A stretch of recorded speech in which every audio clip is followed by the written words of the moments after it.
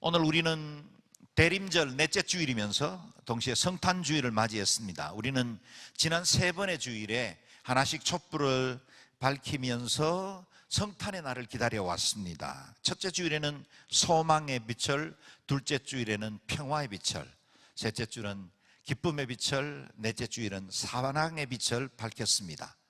소망과 평화, 기쁨과 사랑, 이건 온 인류에게 가장 절박한 것들이고 모든 인류가 사모하고 구하는 것들입니다. 동시에 우리에게도 늘 소망과 기쁨과 평화와 사랑이 필요하지요. 그래서 예수 그리스도께서 이 땅에 오셨을 때 그분이 우리에게 영원한 구원과 생명을 주셨을 뿐만 아니라 이 4가지의 선물을 가지고 오셨습니다. 오늘 우리에게도 소망과 평화와 기쁨과 사랑이 충만한 성탄절이 되시기를 주의 이름으로 축원합니다. 아멘.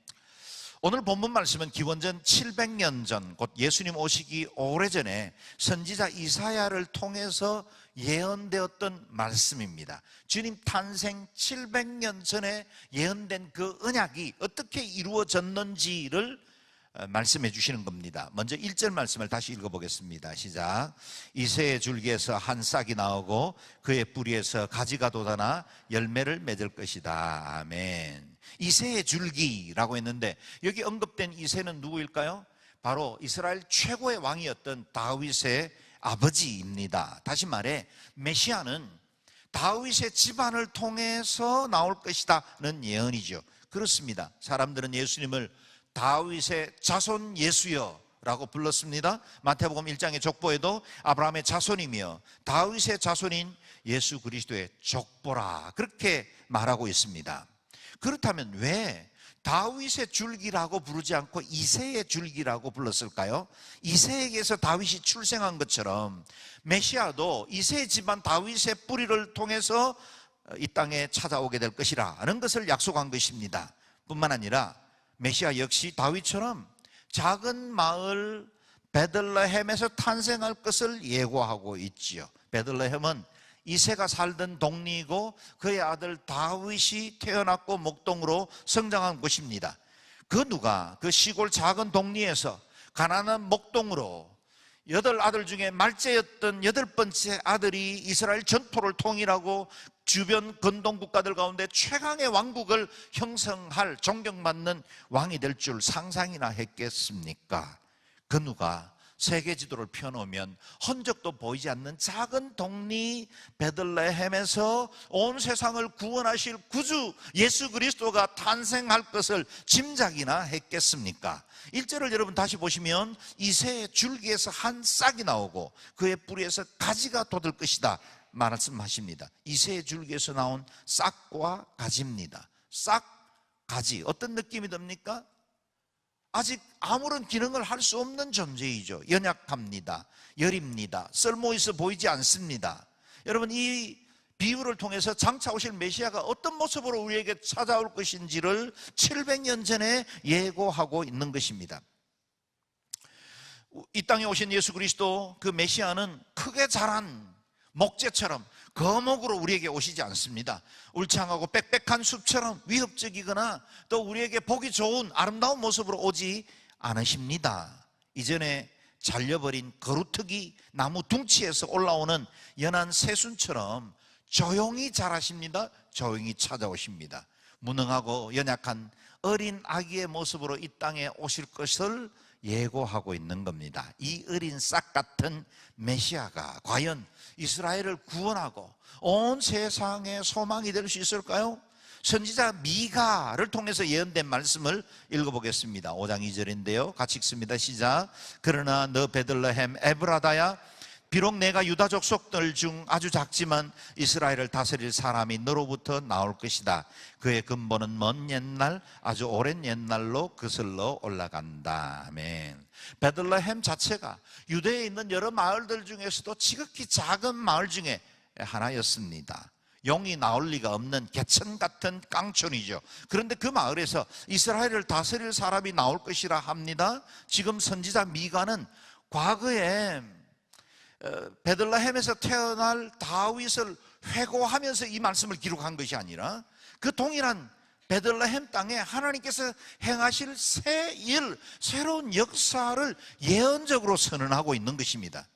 베들레헴에서 다윗 왕이 배출된 것만으로도 엄청난 뉴스가 되었지만 이와는 비교할 수도 없는 영원한 생명이 되시고 온 세상의 구주가 되실 그리스도가 베들레헴에서 나올 것이라고 예고하고 있는 겁니다. 그분이 누구실까요? 그렇습니다. 베들레헴 마구간에서 탄생하신 아기 예수 그리스도시죠. 그렇게 무능해 보이는 아기인데 이 아기는 특별합니다. 그 근본이 세상의 다른 아기들과는 달랐다는 겁니다. 육신의 부모였던 요셉과 마리아는 뿌리가 아니었습니다. 그의 근본은 먼 옛날, 아주 오랜 옛날이었다 합니다. 육체적으로 어린 아기의 몸을 입고 태어난 것은 바로 그날이지만 AD 원년이지만 그러나 그분의 기본은 먼 옛날, 아주 오랜 옛날부터 있었다는 겁니다. 곧 하나님께서 온 세상을 창조하시던 그날에 함께 하셨던 분이고 창조주로 계셨던 분이죠. 사도 요한은 예수님을 이렇게 소개합니다. 태초에 말씀이 계셨습니다. 그 말씀은 하나님과 함께 계셨고 그 말씀은 하나님이셨습니다. 그분은 태초에 하나님과 함께 계셨습니다. 이 말씀 대신 로고스, 그분이 우리를 찾아 이 세상 한가운데로 걸어 들어오신 것입니다. 베들레헴에서 나올 메시아는 영원 전부터 계셨고 세상이 지음받던 그날에 하나님과 함께 창조 일을 이루신 분이십니다. 그 전능하신 창조주가 어린 양의 몸을 입고 어린 아기의 몸을 입고 이 땅을 찾아오셨습니다. 선지자 이사야는 이새의 줄기에서 나올 그 싹에 대해서 53장에 가면 이렇게 노래하고 있죠. 같이 읽어볼까요? 시작. 그는 주 앞에서 마치 새싹같이 마른 땅을 뚫고 나온 싹과 같이 자라났다. 그는 수려한 풍채도 없고 화려한 위엄도 없으니 우리가 보기에 볼품이 없었다. 아멘. 첫 번째 크리스마스는 이렇게 우리에게 다가왔습니다. 온 세상을 구원하실 구세주로 오시는 분이었지만 그분이 오시는 그 소식은 들판에서 양을 기르던 당시에는 천대받던 목자들 몇몇 사람들에게만 알려진 소식이 되었습니다. 그토록 메시아를 대명하던 이스라엘 유다 사람들에게는 나타나지 않으셨고 오히려 저 먼 이방 땅에서 별을 연구하던 동방의 박사들이 그 별을 보고 찾아와서 하나님 앞에 경배하게 하신 것입니다. 가난한 자들의 자리에 찾아오신 그리스도, 저기 이방 사람들에게 임하실 그 구원, 그걸 보여주신 상징적인 일이라 할 수 있겠습니다. 죄의 잠에 깊이 빠져든 인류에게 어린 아기로 오신 그리스도는 그리 흠모할 만한 대상이 아니었습니다. 멸시받던 이방 땅이라 부르던 그 갈릴리 중에도 나사렛 같은 작은 동리에 당시에 그리 대접받지 못하던 목수의 아들로 태어난 그리스도, 연한 싹 같습니다. 가지와 같습니다. 흠모할 만한 것이 없었습니다. 사람들이 그것을 보고 메시아가 탄생할 것에 대해서 기대할 수 있는 것이 아니었습니다. 여러분, 우리가 기대하는 메시아는 하늘의 그 모든 하늘을 가르면서 수많은 천군과 천사들의 호령 소리 가운데, 나팔 소리 가운데 나타나실 그런 메시아를 우리는 기대하죠. 그래서 이 땅의 모든 악을 멸하시고 모든 거짓과 허물들을 제하시고 일순간에 모든 백성들의 경배를 받는 분으로 오시기를 우리는 기대합니다. 우리가 늘 소망하는 메시아는 그런 메시아입니다. 그러나 우리 주님은 태어나기 700년 전부터 오실 모습이 이와 같이 연약한 순과 같은 모습으로 오신다, 어린 아기처럼 오신다라고 하시는 겁니다. 종교와 권력의 중심부에 있었던 예루살렘의 기득권자들이 볼 때는 나사렛에서 무슨 선한 것이 나겠느냐라고 조롱할 만큼 작은 동리였습니다. 그런데 여러분 아십니까? 성탄이 첫 번째 우리에게 임했던 것처럼 우리 안에 있는 복음도 비슷한 방법으로 임할 때가 많습니다. 아주 작은 씨앗처럼 우리 마음속에 임합니다. 예수님 영접했다고 해서 당장 천지개벽이 일어나거나 우리의 마음과 몸이 천사처럼 변화되는 것이 아니죠. 때로는 내가 예수 믿기는 하는데 예수 믿은 것이 뭔 특별한 일이 있었는가, 무슨 일이 일어났는가 의구심이 들기도 할 정도입니다. 물론 사도 바울처럼 다메섹 도상에 박해하기 위해서 가는 그 길에 부활의 주님을 만나고 그 영광의 빛 앞에 꼬꾸라져서 하나님의 거룩을 한꺼번에 보고 단 한순간에 변화되는 사람들도 없지는 않지만, 많은 사람들은 모태신앙으로 자라나기도 하고 누군가의 말을 듣고 교회를 다니기 시작해서 조금씩 복음의 말씀을 들을 때 뭔가 때로는 의심하기도 하고 때로는 믿음이 부족하기도 하지만 그래도 뭔가 영의 눈이 하나씩 조금씩 열리는 것들을 보게 되죠. 이와 같이 어린 싹과 같이 나무와 같이 자라는 것이 우리 안에 있는 천국 복음이라는 겁니다. 예수님께서 마태복음 13장의 천국을 겨자씨 비유에 설명을 하셨죠. 겨자씨는 씨들 가운데서 가장 작은 것이었습니다. 그런데 그 씨앗이 떨어져서 자라면 나무와 같이 크게 되고 그곳에 수많은 새들이 깃들 만큼 된다는 겁니다. 사랑하는 여러분, 저와 여러분의 믿음도 지금 그리스도 안에서 성장하고 있고 자라나고 있는 줄로 믿습니다. 우리의 모난 것 깎여지고 있고 우리의 세속적인 생각들, 인본주의 생각들이 하나둘씩 변화되어 우리의 인생의 축이 바뀌고 가치관이 새로워지고 더욱더 하나님을 온전히 사랑하고 섬기는 믿음의 사람으로 세워질 줄로 믿습니다. 그렇다면 육체를 입고 오신 메시아가 어떻게 온 인류에게 어린 아기로 오셨는데 어떻게 온 인류에게 전해질 큰 기쁨의 소식이 될 수 있었을까요? 2절에 해답이 나옵니다. 같이 읽어봅니다. 시작. 그리고 여호와의 영이 그에게 머물 것이다. 곧 지혜와 통찰의 영, 모략과 용기의 영, 지식과 여호와를 경외하는 영이 그에게 머물 것이다. 아멘. 비록 연약한 싹처럼 시작되지만 메시아를 왕중왕으로 모든 이 영혼들을, 인류를 구원할 수 있는 권세 있는 구세주가 되게 하는 힘이 따로 있었다는 겁니다. 그게 바로 여호와의 영, 곧 하나님의 성령님이십니다. 우리 예수님은 우리의 신앙 고백대로 완전한 인간이시면서 완전한 하나님으로 오셨죠. 여러분, 육체를 입은 완전한 인간이 어떻게 영적인 존재인 완전한 신의 존재를 공유할 수 있을까요? 그것이 비밀이 바로 오늘 본문인 겁니다. 성령님이 임하기 때문에, 예수님과 함께하는 그 성령님 때문에 주님은 탄생 때부터 동정녀의 몸에서 성령으로 잉태되었고 성장하는 기간 동안에도 성령님의 도우심과 은혜가 함께했고, 그리고 예수님께서 새로운 공생의 사역을 시작할 때도 그 성령님이 함께함으로 그의 사역 가운데는 놀라운 기적과 능력이 드러날 수 있었다는 겁니다. 그 성령님은 어떤 분이실까요? 세 가지로 설명했습니다. 첫 번째, 성령님은 지혜와 통찰의 영이십니다. 지혜는 외적인 분별력을 말한다면 통찰은 내적인 직관력을 말할 수 있겠죠. 우리 성령님은 지혜와 통찰의 영이시고 그 영이 예수님과 함께 하셨기 때문에 주님께서 가르치신 그 복음의 비밀들은 당시의 서기관들이나 종교인들이 가르치던 것과는 전혀 다른 비밀스러운 것이고 영광스러운 것이고 거룩한 것이었습니다. 뿐만 아니라 성령님은 모략과 용기의 영이십니다. 모략은 정책을 수립하고 기획하고 전략을 만드는 능력이지요. 용기는 이 전략들을 어떤 환경 앞에서도 흔들림 없이 수행해 나갈 수 있는 에너지가 되겠습니다. 우리 성령님은 모략과 용기의 영이십니다. 그 성령님이 우리 주님과 함께 하실 때 주님은 그 모든 박해와 어려움 중에도 그 십자가를 참으시면서 결국 구원의 길을 이루어내고 마셨죠.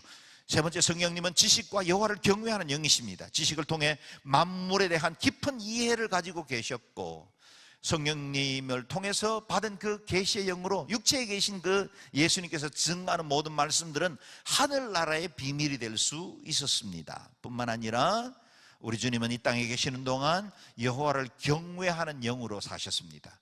그래서 나는 아버지의 일을 행하러 왔다고 말씀하시고 아버지께서 일하시니 나도 일하신다 하십니다. 아버지의 뜻을 행하시기 위해서 오셨다고 늘 하나님 아버지를 경외하는 영으로 사역하신 것입니다. 그 성령님께서 예수님께서 요단강에서 세례를 받을 때 하늘로부터 비둘기와 같이 예수님 위에 임했습니다. 그것이 그리스도의 공생의 시작을 알리는 대관식이 되었죠. 여호와 영이 임하였으므로 예수님께서 온 인류 구원의 과업을 이룰 수 있었던 겁니다. 그리고 우리 예수님께서 십자가에 못 박혀 돌아가셨다가 부활하신 이후에 제자들에게 나타나셔서 숨을 내쉬며 가라사대 성령을 받으라. 성령을 받으라. 당신 자신이 성령을 통해서 공생의 사역을 완수할 수 있었던 것처럼 성령이 임할 때 그 제자들이 하나님의 나라의 사역을 담당하고 주의 역사를 이룰 수 있게 되기 때문입니다. 우리는 육체로 오신 어린 아기를 맞이하는 크리스마스를 맞이했지만 동시에 여러분, 이 성탄절에 성령으로 충만케 되기를 주의 이름으로 축원합니다. 성령을 받으십시오. 그럴 때 지혜와 통찰의 영을 얻을 수 있고 모략과 용기를 가질 수 있는 줄로 믿습니다. 자, 그렇다면 메시아가 오셔서 하시는 사역이 무엇일까요? 한 단어로 정리하면 샬롬, 평화가 됩니다. 3절에서 5절 말씀 같이 읽어봅니다. 시작. 그는 여호와를 즐겨 경외하고 눈에 보이는 대로 판결하지 않고 귀에 들리는 대로 결정하지 않을 것이다. 오히려 그는 약한 사람들을 공의로 판결하고 세상에서 학대받는 사람들을 위해 정직하게 결정을 내릴 것이다. 그는 그 입에 몽둥이로 세상을 치고 그 입술에 바람으로 쇠를 범한 사람들을 죽일 것이다. 그는 정의로 그의 허리띠를 띠고 진실함으로 그의 몸띠를 삼을 것이다. 아멘. 언약의 성취로 오신 그리스도는 공의로우신 하나님의 뜻을 이 땅에 실행해 가십니다. 그래서 의로우신 분의 뜻에 따라 눈에 보이는 대로 귀에 들리는 대로 판단하지 않습니다. 우리의 내면을 꿰뚫어 보고 계시고 우리의 중심을 아시는 그 하나님이 사람들에게는 조롱받고 사람들에게 업신여기던 그 수많은 죄인들, 여인들, 어린아이들, 그리고 세리와 그리고 창녀들 곁에 계시면서 그분의 사랑을 드러내고 하나님의 인자와 사랑을 드러낼 수 있었던 겁니다. 뿐만 아니라 메시아로 오신 그리스도는 세상의 심판주로 오셨습니다. 그 입에 멍둥이로 세상을 치고 입술에 바람으로 죄인들을 죽이는, 그래서 심판의 주로 옳은 길과 그릇된 것을 구분하는 분이 되셨다는 겁니다. 초림 때는 우리 예수님은 연약한 아기의 모습으로 오셨지만 재림 때는 천사장의 호령과 나팔 소리와 함께 최후의 심판을 주도하실 심판의 주로 오십니다. 그날의 심판에는 억울하고 원통한 자가 없게 될 겁니다. 정의로 허리띠를 띠고 신실함으로 몸의 띠를 삼으신 분이 심판주기 때문입니다. 그래서 마리아는 천사 가브리엘에게 아기가 태어날 것이라는 수태고지를 받은 이후에 이렇게 메시아에 관해서 노래합니다. 우리가 마리아 찬가라고 부르고 아베 마리아라 부르는 일부분이죠. 누가복음 1장 51절에서 53절을 같이 읽겠습니다. 시작. 그분은 자신의 팔로 엄청난 일을 행하시고 마음의 생각이 교만한 사람들을 흩어버리셨습니다. 그분은 통치자들을 왕좌에서 끌어내리시고 낮은 사람들을 높여주셨으며 배고픈 사람들을 좋은 것으로 배불리시고 부유한 사람들을 빈손으로 보내셨습니다. 아멘. 메시아는 마음이 교만한 사람들은 흩어버리십니다.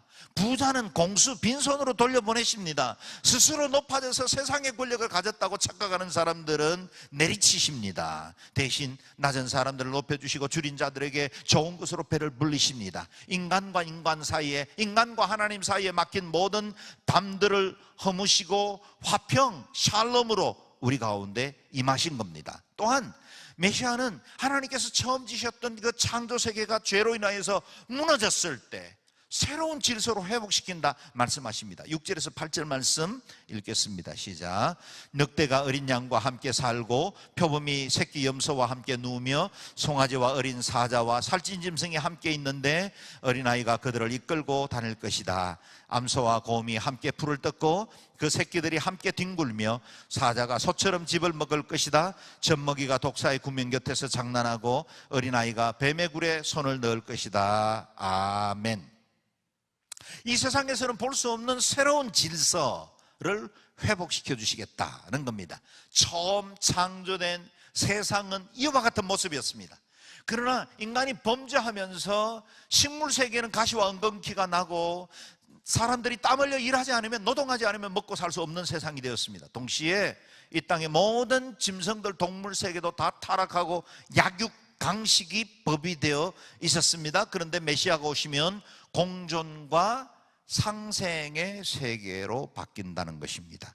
암소가 풀을 뜯는 옆에서 곰이 함께 풀을 뜯고 사자가 소처럼 짚을 먹게 될 것입니다. 어린 사자와 송아지가 함께 풀밭에서 뒹굴고 어린아이가 맹수를 강아지 끌고 다니듯이 이끌고 다니게 될 것이라 합니다.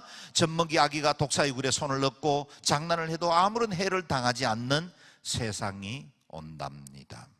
불가능해 보이는 세상이죠. 그런 세상이 정말 과연 오기나 올까요? 그런 생각이 듭니다. 그러나 이새의 줄기에서 한 싹이 자라나서 장차 이와 같은 열매를 맺게 될 것이라 하십니다. 저와 여러분의 주 예수, 우리의 그리스도께서 온전히 통치하실 그날이 이루어지면 이 날은 반드시 우리에게 임하게 될 것입니다. 꿈꾸셔도 좋습니다. 소망해도 됩니다. 기대하셔도 됩니다. 이 날은 반드시 저와 여러분 앞에 펼쳐지게 됩니다. 이런 약속이 단순히 동물 세계에 이루어지는 목가적 풍경을 그리는 것이 아닙니다. 자연계의 샬롬으로 그치지 않습니다. 인간 세계에 이루어질 새 질서를 말하기도 하죠. 강자와 약자가 함께 조화롭게 살게 될 겁니다. 높은 자와 낮은 자가 상생하게 됩니다. 사자가 풀을 뜯는다는 말은 누군가를 해쳐서 자신의 필요를 채우지 않아도 된다는 뜻이죠. 여러분, 우리의 세계는 경쟁해서 누군가를 짓밟아야 내가 그 위에 서고 그보다 더 출세하는 세상을 살고 있죠. 그래서 우리는 그런 세상에 너무 익숙해 있다 보니 늘 경쟁하려고 하고 또 누군가를 서로 음해하기도 하고, 우리 사회는 늘 긴장하고 내가 가지고 있는 이 직업에 적절한 이 결과를 내지 못하면 잘려나갈까 두려워해야 하고, 이런 세상입니다. 그러나 하나님께서 이 땅에 우리에게 장차 예비하신 그 세상은 결코 그런 나라가 아닙니다. 메시아에는 그럴 필요가 없는 나라가 옵니다. 모든 인종과 피부색과 언어, 그리고 사람들의 계층과 차별, 모든 것이 존재하지 않는, 그래서 하나님 아버지 한 분 안에서 모든 백성들이 함께 즐거워하고 찬양하고 사랑하게 되는 그런 세상이 오게 된다는 겁니다. 치열하게 살지 않아도 괜찮습니다. 이겨서 얻는 평화가 아닙니다. 남의 것 빼앗아서 내 배 채워야 하는 세상이 아닙니다. 진정한 사랑과 평화를 이룰 세상이 메시아를 통해서 오게 됩니다. 그렇다면 이렇게 물어보지요. 이사야가 예언한 대로 만약 그런 세상이 온다면 유다 왕국 가운데 그런 세상이 이루어진 적이 있습니까? 아니면 세상 이곳에 어느 곳에서 그런 유토피아가 일어난 적이 있습니까? 완벽한 공의가 이루어지고 참된 평화와 공생이 이루어지는 세상이 있었습니까? 그렇지 않습니다. 그것을 모방해보려고 힘썼던 것이 공산주의죠. 똑같이 사람들이 노동하고 생산한 것을 모든 사람들이 차별 없이 다 함께 나눠 먹자고 한 것이 좋은 이념이죠. 그런데 여러분, 우리가 알고 있는 결과대로 그런 세상이 왔습니까? 그렇지 않죠. 소수의 사람들이 권력을 쥐고 독재를 가하게 되고 많은 사람들이 착취가 어려운 가운데, 가난한 가운데 빠져야만 했죠. 도탄한 삶을 살아야만 했습니다. 세상에는 유토피아가 이루어지지 않았습니다. 뿐만 아니라 유대 땅에도 이와 같은 유토피아는 이루어지지 않았습니다. 오히려 유다는 얼마 지나지 않아서 바벨론에서 멸망하고 그 이후에 메대와 헬라와 로마 여러 제국에 의해서 짓밟힌 그런 피지배국의 쓰라림과 서러움을 겪어야만 했습니다. 우리가 살고 있는 이 땅도 이 인류의 역사 가운데 전쟁 없이 해가 뜨고 진 날이 도대체 몇 날이나 되겠습니까? 끔찍한 사륙과 억압이 계속되고 있고, 수많은 사람들은 다른 사람들을 짓눌러서 자신의 것을 얻으려고 하는 세상이 계속 이어지고 있습니다. 오늘 우리가 보았던 이 이사야서의 말씀은 지금 지상에서는 일어난 적도 없고 앞으로도 없을 것임에 틀림이 없습니다. 그렇다면 이런 세상이 언제 어디에서 가능해질까요? 9절 말씀에 답이 있습니다. 읽겠습니다. 시작. 그들은 내 거룩한 산에서 모든 곳에서 해치거나 다치게 하지도 않을 것이다. 물이 바다를 덮고 있듯이 세상이 여호와를 아는 지식으로 가득할 것이기 때문이다. 아멘. 이와 같은 세상은 공간적으로는 내 거룩한 산에서 이루어지게 될 것이다. 시각적으로는 여호와를 아는 지식이 가득할 때 가능해진다 하십니다. 먼저 여기 내 거룩한 산은 어디입니까? 좁은 의미로는 시온과 그리고 이스라엘을 가리킵니다. 그러나 시온은 상징적인 도성이었죠. 하나님께서 그 이름을 두신 곳, 임재하는 것을 상징하는 지역이 시온이었고 그곳에 예루살렘 성전이 세워졌습니다. 그러나 예루살렘 성전도 무너졌고 이스라엘도 파괴되었죠. 그 상징적인 것들이 궁극적으로 이루어질 한 표대를 지향하고 있습니다. 궁극적인 의미는 메시아의 온전한 통치가 이루어지는 곳, 곧 천국을 가리킵니다. 그리고 그날은 물이 바다를 덮고 있는 것처럼 모든 민족이 여호와를 아는 지식으로 가득하게 될 것이라 하십니다. 모든 나라와 종족과 백성과 방언들이 함께 거룩한 예복을 입고 어린 양과 보좌에 앉으신 이를 찬양하게 되는 그날 말이죠. 그날에 이루어질 날, 메시아의 온전한 통치가 이루어질 그날을 오늘 말씀은 예고하고 있는 겁니다. 예수 그리스도께서 이 땅에 오실 때는 어린 양, 어린 싹과 같이 어린 아기로 이 땅에 오셨습니다. 그런데 그 그리스도가 이 땅에 오셔서 구원의 사역을 완성하셨을 때 이 복음이 12제자를 통해서 전파되기 시작했고, 속사도 시대를 지나고, 그리고 교부 시대를 지나고 교회 시대를 지나면서 많은 곳에 복음이 전파되어지고 모든 나라와 백성들 가운데 예수 그리스도의 이름이 증거되기 시작했습니다. 그리고 마지막 날 우리는 완성되게 될 그리스도의 나라를 대망하며 살게 되었습니다. 우리가 촛불을 하나씩 켜면서 대림절을 기다리는 이유도 단순히 그리스도께서 탄생하신 이 성탄절을 기다리는 게 아니라 다시 오실 예수 그리스도, 이 땅에 오셔서 완전한 성취를 이루게 될 그날을 소망하며 기다리는 날이 된 것입니다. 모든 나라와 민족들이 메시아 되신 예수님을 찾게 되고 그 나라는 영화로운 나라가 될 것이고, 모든 민족들이 그리스도의 구원의 깃발 아래에 모여들게 되는 그날이 올 것이라는 겁니다. 초림하실 때 그리스도는 무능해 보이는 어린 아기와 싹으로 오셨지만 다시 오실 주님은 하늘의 모든 천군 천사들과 함께 이 땅을 호령하며 오실 것이고, 그리고 온 세상의 심판주로 오시게 될 겁니다.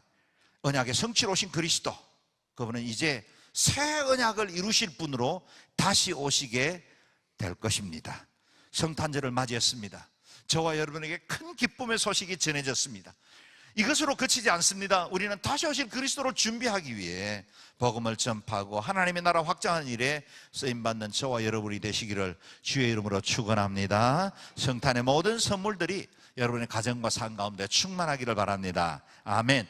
다 같이 자리에 한번 일어서실까요? 일어서셔서 적어도 5명 이상씩 인사하십시오. 성탄을 축하합니다. 메리 크리스마스. 조금 이동하시면서 악수도 하시고